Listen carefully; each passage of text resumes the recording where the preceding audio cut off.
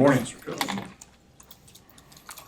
What challenges does you see from UCLA's defense? I think the schedules or the record is very deceiving. They played some really good teams. Same record against common opponents as we have.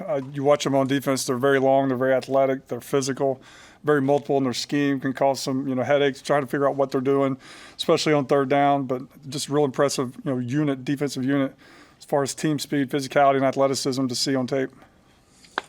Is it easy to get guys' attention? As you said, their record can be deceiving. They played a tough schedule. You just kind of point to look who they played and how they played against them. Not our guys. Our guys are locked in. I mean, we're trying to improve every single day, every single week. So I mean, it's just another opportunity for us to go out there and see how much better and how much more we've developed this week. Coach, you guys were running the kind of short and swing pass game quite a bit against Ohio State. Was that something you saw that you could expose them on, or what was the game plan? Just trying to get the ball out quick. It's a very scary pass rush at times, so you don't want to be standing back there the whole game holding the ball. What's been the key to getting Thomas Fidone more involved in the offense the last couple of weeks? Just giving him opportunities. His specialty. His special trait is vertically down the field. He's extremely explosive and fast and can separate and use his body with 50-50 catches. So I think just giving him more opportunities as we go along the way here to make plays vertically down the field. Did he come to you guys? Coach Will said he kind of came to you guys a month ago and said, "What more can I do?" How often do players come to you, and how much did you appreciate that he sought your feedback?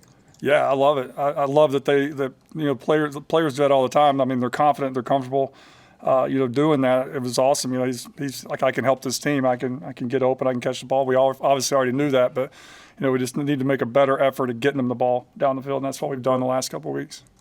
Into November now, with 4 games left, you obviously have some options with players who can redshirt if they haven't played, at the receiver spot, other places. How do you see the potential impact of that in this last stretch? I think there'll be some guys on both sides of the ball that can come in and contribute, especially, you don't know when injuries are going to pop up. Right now, relatively healthy, but just in the next month, like what could happen from an injury standpoint. So to have a plan B at some positions is a luxury to have.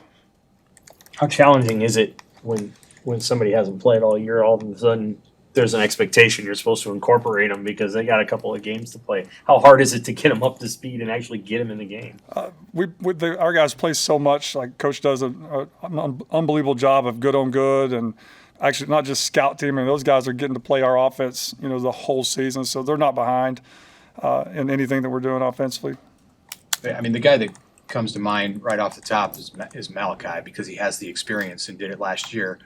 What do you think about his position potential to contribute in November, and are there others, true freshmen, that you're excited about for this season? Yeah, there's a lot of guys I'm excited about. I don't want to step here and say names, at that point. But yeah, Malachi would be a one. Obviously, had a good freshman year last year that could come and contribute if called upon.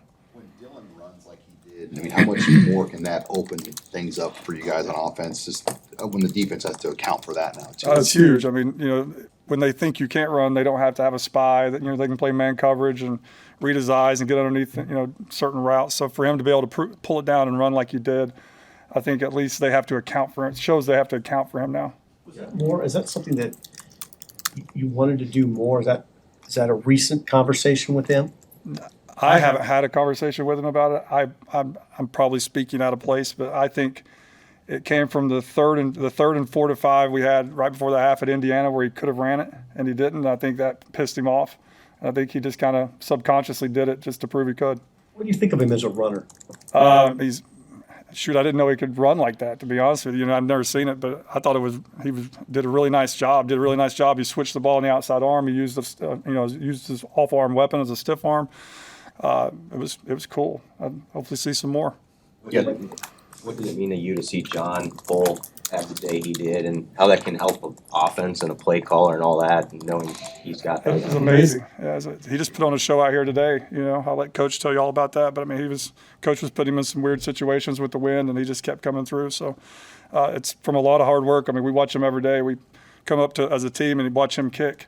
And for where it started to where it is now, it's been really cool to watch that guy, how he's developed and worked at it. With 4 games left, where do you think the offense needs the most improvement this last part of the season? Continuing to be able to run the ball with just, common runs, traditional runs. Being able to put the ball on the perimeter and block, I think it would take, be a huge step for us. And then just continue to develop our play action pass game, which if you can continue to get better in the run, that will improve and allow us to push the ball a bit, down the field more than we're doing right now. Ty Robinson at fullback, how many plays has he tried to get you to draw up for him now? Judy on that last one was amazing. I don't know if you've seen that clip or not, but he snaps the guy's head back and jumps up and they're celebrating. It's a really cool moment to watch all those guys celebrating. But yeah, Ty's super explosive, super athletic, and he has won in a bunch of plays. So that's your fullbacks now. Those two guys we're going to use. We've talked about all kinds of guys, defensive linemen, linebackers. So those two would be the primaries right now. How much work have they got in at that before going into the game for that? One practice, Friday, our last full speed practice, they got a rep. Hey, that goal line situation there, were they both? I know 16 was in there. I thought maybe it was Bonner. Was that Judy who was in front of Robinson on the goal line there? Yeah. Coach talked about the spot on that play on the third down run to Jalen, and can you kind of take us through what that process is like and how hectic that is when you're upstairs and you maybe think the spot is different than what it was before fourth down, and do you talk about a timeout when you see that the spot is not what you thought? Yeah, I thought it was literally that far from the goal line, and when the ref spotted, I thought, he's sitting there with his right foot. And then when they backed it up, we were all like, can we get it? And we all collectively thought we could, get over the top and get it, especially with Ty and those guys in there. But it did not work out, and we'll learn from it. Thank you.